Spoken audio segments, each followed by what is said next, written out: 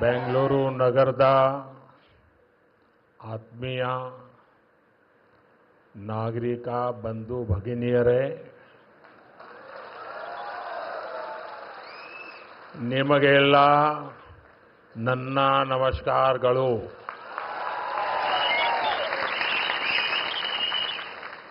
कर्नाटका के गवर्नर श्री थावरचंद गहलोत जी, मुख्यमंत्री सिद्धरामैया जी, केंद्र में मेरे सहयोगी मनोहर लाल खट्टर जी, एचडी कुमारस्वामी जी, अश्विनी वैष्णव जी, वी सोमन्ना जी,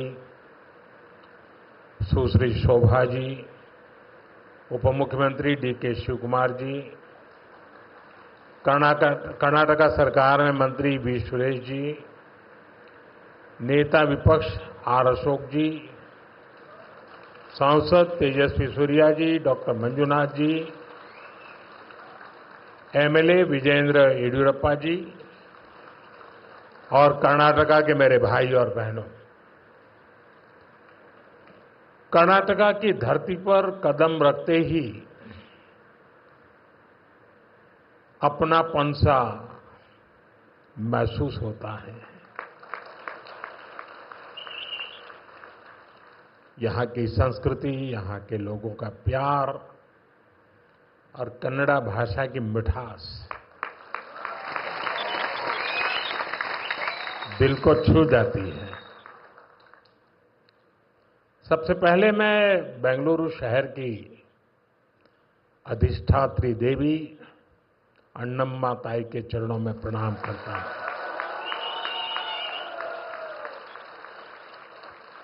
सदियों पहले नाड़ प्रभु केम्पेगौड़ा जी ने बेंगलुरु शहर की नींव रखी थी. उन्होंने एक ऐसे शहर की संकल्पना की थी जो अपनी परंपराओं से भी जुड़ा हो और साथ ही प्रगति की नई ऊंचाइयों को भी छुए. बेंगलुरु ने अपनी उस स्पिरिट को हमेशा जिया, हमेशा उसे सहज कर रखा और आज बेंगलुरु उस सपने को साकार कर रहा है. साथियों, बेंगलुरु को हम एक ऐसे शहर के रूप में उभरता देख रहे हैं जो न्यू इंडिया के राइज का सिंबल बन चुका है. एक ऐसा शहर जिसकी आत्मा में तत्वज्ञान है और जिसके एक्शन में टेक ज्ञान है. एक ऐसा शहर जिसने ग्लोबल आईटी मैप पर भारत का परचम लहराया है. बेंगलुरु की इस सक्सेस स्टोरी के पीछे अगर कोई है तो वो यहां के लोगों की, आप सबकी मेहनत और आप सबकी टैलेंट है.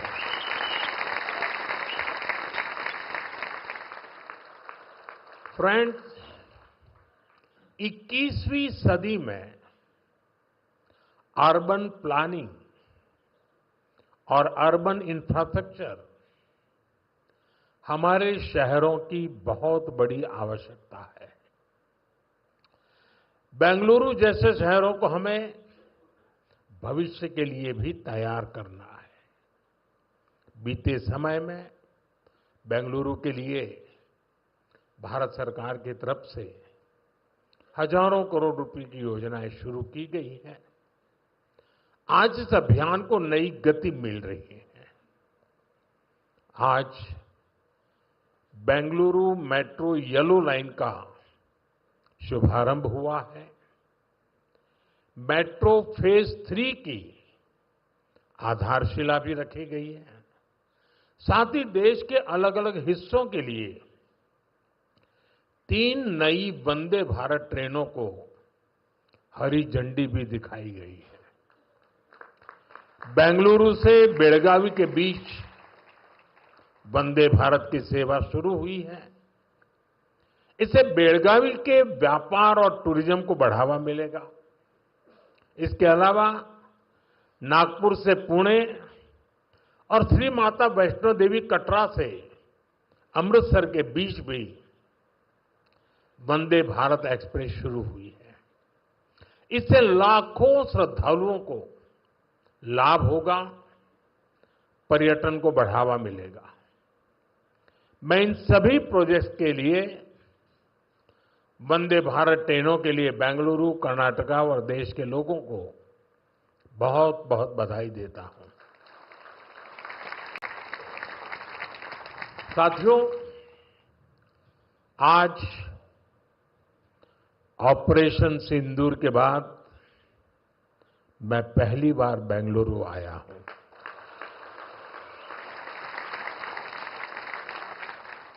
ऑपरेशन सिंदूर में भारतीय सेनाओं की सफलता सीमा पार कई किलोमीटर भीतर आतंकवादी ठिकानों को नेस्त नाबूद करने की ताकत और आतंकवादियों के बचाव में उतरे पाकिस्तान को कुछ ही घंटों में घुटनों पर लाने की हमारी क्षमता पूरी दुनिया ने नए भारत के इस स्वरूप के दर्शन किए हैं।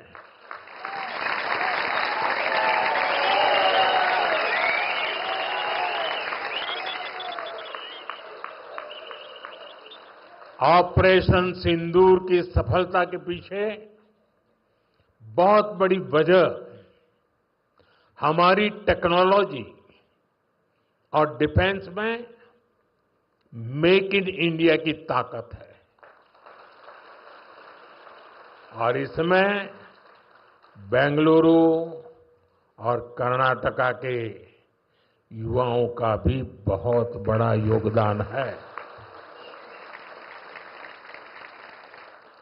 मैं इसके लिए भी आज आप सभी का अभिनंदन करता हूं।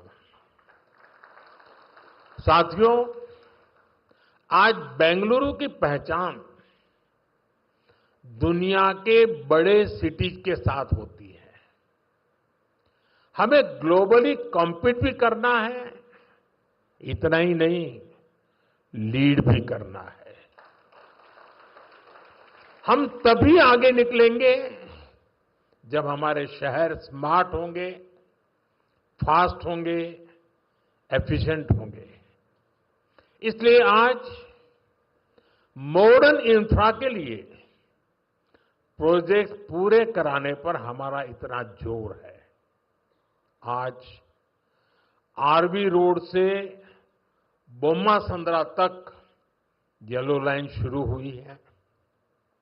ये बेंगलुरु के कई अहम एरियाज को आपस में कनेक्ट करेगी। बसवनगुड़ी से इलेक्ट्रॉनिक सिटी तक ये सफर में भी अब सब कम समय लगेगा। इससे लाखों लोगों के जीवन में ईज ऑफ लिविंग बढ़ेगी, ईज ऑफ वर्किंग बढ़ेगी। साथियों, आज येलो लाइन के लोकार्पण के साथ ही हमने फेज 3 यानी ऑरेंज लाइन का भी शिलान्यास किया है। जब ये लाइन शुरू होगी तो येलो लाइन के साथ मिलकर डेली 25 लाख पैसेंजर्स को फैसिलिटेट करेगी। 25 लाख पैसेंजर्स। ये बेंगलुरु के ट्रांसपोर्ट सिस्टम को एक नई ताकत देगी, एक नई ऊंचाई देगी।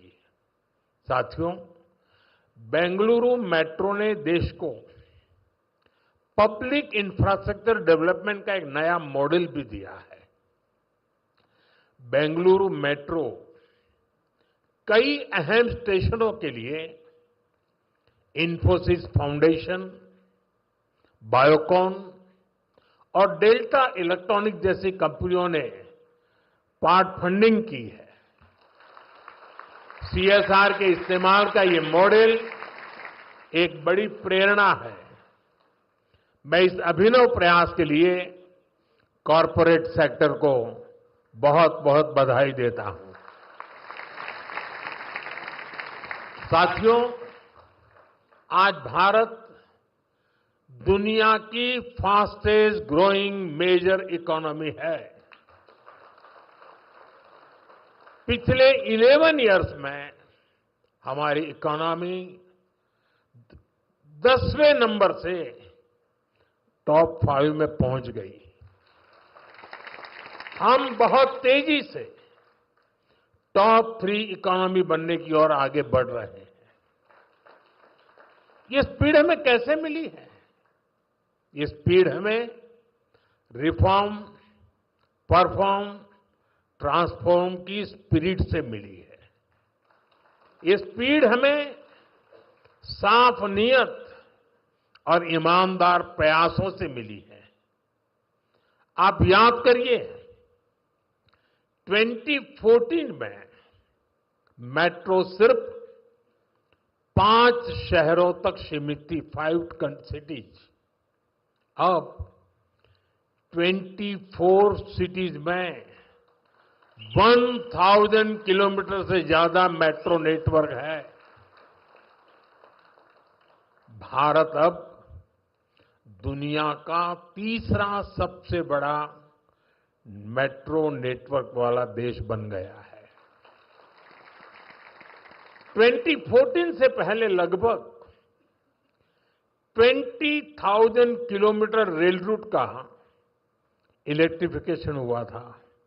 यानी देश आजाद होने से 2014 तक हमने पिछले 11 इयर्स में ही 40,000 किलोमीटर से अधिक रेल रूट पर इलेक्ट्रिफिकेशन किया है।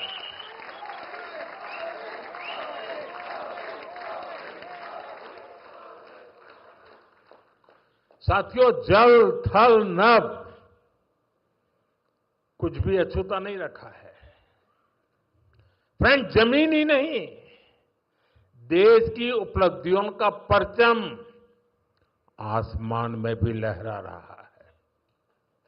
2014 तक भारत में सिर्फ 74 एयरपोर्ट थे।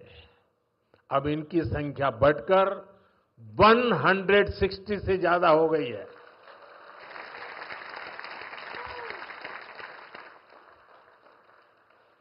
नभ की सिद्धि, थल की सिद्धि और जल की भी वाटरवेज का आंकड़ा भी उतना ही शानदार है। 2014 में सिर्फ 3 नेशनल वाटरवेज ऑपरेशनल थे। अब यह संख्या बढ़कर 30 हो चुकी है। साथियों, हेल्थ और एजुकेशन सेक्टर में भी देश ने एक बड़ी जंप लगाई है। 2014 तक हमारे देश में सिर्फ 7 एम्स और 387 मेडिकल कॉलेज थे। अब 22 एम्स और 704 मेडिकल कॉलेज लोगों की सेवा में जुटे हैं। बीते 11 साल में देश में मेडिकल की 1 लाख से ज्यादा नई सीटें जुड़ी है। आप कल्पना कर सकते हैं इससे हमारे मिडिल क्लास के बच्चों को कितना फायदा है। इन 11 वर्षों में आईआईटी की संख्या भी 16 से बढ़कर 23, ट्रिपल आईटी की संख्या 9 से बढ़कर 25 और आईएम्स की संख्या 13 से बढ़कर 21 हो चुकी है। यानी आज स्टूडेंट्स के लिए हायर एजुकेशन में ज्यादा से ज्यादा मौके बन रहे हैं। साथियों, आज देश जिस गति से आगे बढ़ रहा है, उसी गति से गरीब और वंचित का जीवन भी बदल रहा है। हमने प्रधानमंत्री आवास योजना के तहत 4 करोड़ से अधिक पक्के घर दिए हैं। अब हमारी सरकार 3 करोड़ घर और बनने जा रही है। हमने सिर्फ 11 इयर्स में 12 करोड़ से अधिक टॉयलेट्स बनाए हैं। इससे देश की करोड़ों माताओं बहनों को गरिमा, स्वच्छता और सुरक्षा का अधिकार मिला है। साथियों, देश आज जिस गति से विकास कर रहा है, इसके पीछे हमारी इकोनॉमिक ग्रोथ एक बड़ा फैक्टर है। आप देखिए, 2014 से पहले भारत का टोटल एक्सपोर्ट $468 बिलियन तक पहुंचा था। आज ये $824 बिलियन हो गया है। पहले हम मोबाइल इंपोर्ट करते थे, वहीं अब हम मोबाइल हैंडसेट के टॉप 5 एक्सपोर्टर बन गए हैं। और बेंगलुरु की इसमें बहुत बड़ी भूमिका भी है। 2014 से पहले हमारा इलेक्ट्रॉनिक्स एक्सपोर्ट लगभग $6 बिलियन था। अब ये भी लगभग $38 बिलियन तक पहुंच गया। साथियों, 11 इयर्स पहले तक भारत का ऑटोमोबाइल एक्सपोर्ट लगभग $16 बिलियन था। आज ये 2 गुने से अधिक हो चुका है, डबल हो चुका है।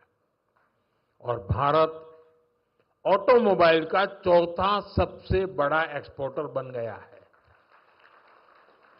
ये उपलब्धियां आत्मनिर्भर भारत के हमारे संकल्प को मजबूती देती है।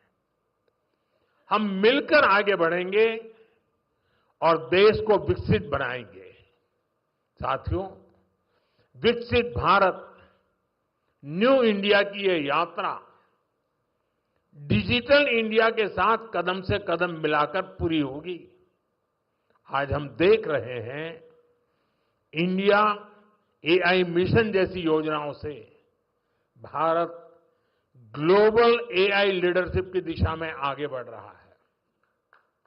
सेमीकंडक्टर मिशन भी अब स्पीड पकड़ रहा है। भारत को जल्द ही मेड इन इंडिया चिप मिलने जा रही है। आज Bharat low cost, high tech space mission का ग्लोबल उदाहरण बन गया है। यानी फ्यूचरिस्टिक टेक्नोलॉजी से जुड़ी जो भी संभावनाएं हैं, भारत उन सब में आगे बढ़ रहा है। और भारत के इस एडवांसमेंट की सबसे खास बात है एम्पावरमेंट ऑफ पुअर। आप देखिए, आज देश में डिजिटाइजेशन का दायरा गांव-गांव तक पहुंच चुका है। यूपीआई के जरिए दुनिया का 50% से ज्यादा रियल टाइम ट्रांजैक्शन भारत में हो रहा है। दुनिया का 50%। टेक्नोलॉजी की मदद से हम सरकार और नागरिकों के बीच की दूरी कम कर रहे हैं। आज देश में 2200 से ज्यादा सरकारी सेवाएं मोबाइल पर उपलब्ध है। उमंग ऐप से आम नागरिक घर बैठे सरकारी काम निपटा रहा है। डिजी लॉकर से सरकारी प्रमाण पत्रों का झंझट खत्म हुआ है। अब हम एआई पावर्ड थ्रेट डिटेक्शन जैसी टेक्नोलॉजीज में भी निवेश कर रहे हैं। हमारा प्रयास है कि देश में डिजिटल रिवॉल्यूशन का फायदा समाज के आखिरी व्यक्ति तक पहुंचे। और इस प्रयास में बेंगलुरु पूरी सक्रियता से काम कर रहा है। साथियों, वर्तमान उपलब्धियों के बीच अब हमारी अगली बड़ी प्राथमिकता होनी चाहिए टेक आत्मनिर्भर भारत। इंडियन टेक कंपनियों ने पूरी दुनिया में अपनी छाप छोड़ी है। हमने पूरे वर्ल्ड के लिए सॉफ्टवेयर और प्रोडक्ट्स बनाए हैं। अब समय है हम भारत की जरूरतों को और ज्यादा प्रायोरिटी दें। हमें नए प्रोडक्ट्स डेवलप करने में और तेजी से आगे बढ़ना है। आज हर डोमेन में सॉफ्टवेयर और ऐप्स का इस्तेमाल हो रहा है। इसमें भारत नई ऊंचाई पर पहुंचे, ये बहुत जरूरी है। जो इमर्जिंग फील्ड्स है, हमें उनमें भी लीड लेने के लिए काम करना होगा। हमें मेक इन इंडिया में मैन्युफैक्चरिंग सेक्टर में भी बेंगलुरु और कर्नाटका की प्रेजेंस को और मजबूत करना है। और मेरा आग्रह है, हमारे products zero defect, zero effect के स्टैंडर्ड पर टॉप क्वालिटी के होने चाहिए। यानी बिना डिफेक्ट वाले प्रोडक्ट हो और उन्हें बनाने का नेगेटिव इफेक्ट पर्यावरण पर भी न पड़े। मेरी अपेक्षा है कर्नाटका का टैलेंट आत्मनिर्भर भारत के इस विजन को लीड करे। साथियों, केंद्र सरकार हो या राज्य सरकार, हम सभी जनता की सेवा के लिए हैं। हमें देशवासियों की बेहतरी के लिए साथ मिलकर कदम उठाने हैं। इस दिशा में एक जो सबसे जरूरी जिम्मेदारी है, वो है नए रिफॉर्म्स। बीते एक दशक में हमने लगातार रिफॉर्म्स को आगे बढ़ाया है। उदाहरण के तौर पर भारत सरकार ने कानूनों को डीक्रिमिनलाइज करने के लिए जन विश्वास बिल पास किया है और अब इसका जन विश्वास 2.0 भी पारित करने जा रहे हैं। राज्य सरकारें भी ऐसे कानूनों की पहचान कर सकती हैं जिनमें अनावश्यक आपराधिक प्रावधान हैं, उन्हें खत्म किया जा सकता है। हम मिशन कर्मयोगी चला रहे हैं ताकि सरकारी कर्मचारियों को कॉम्पिटेंसी बेस्ड ट्रेनिंग दी जा सके। राज्य भी अपने अधिकारियों के लिए इस लर्निंग फ्रेमवर्क को अपना सकते हैं। हमने एस्पिरेशनल डिस्ट्रिक्ट प्रोग्राम और यहां की संस्कृति, यहां के लोगों का प्यार और कन्नड़ा भाषा की मिठास दिल को छू जाती है। सबसे पहले मैं बेंगलुरु शहर की अधिष्ठात्री देवी अन्नम्मा ताई के चरणों में प्रणाम करता हूं। सदियों पहले नाड़ प्रभु केम्पेगौड़ा जी ने बेंगलुरु शहर की नींव रखी थी। उन्होंने एक ऐसे शहर की संकल्पना की थी जो अपनी परंपराओं से भी जुड़ा हो और साथ ही प्रगति की नई ऊंचाइयों को भी छुए। बेंगलुरु ने अपनी उस स्पिरिट को हमेशा जिया, हमेशा उसे सहज कर रखा और आज बेंगलुरु उस सपने को साकार कर रहा है। साथियों, बेंगलुरु को